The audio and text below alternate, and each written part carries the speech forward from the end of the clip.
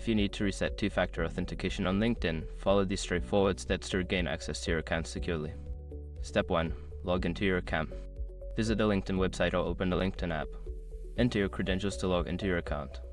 If you cannot access your account due to two-factor authentication, click on the Forgot Password link to reset your password first.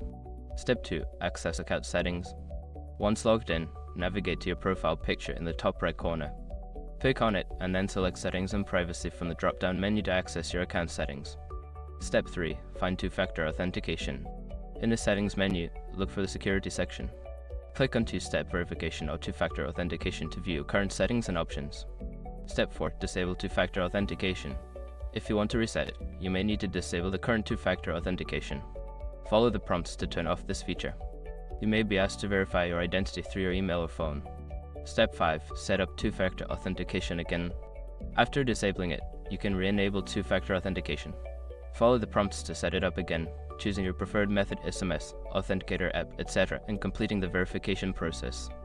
After completing these steps, your two-factor authentication will be reset and you can enjoy enhanced security on your LinkedIn account. If you encounter any issues, consider reaching out to LinkedIn support for further assistance.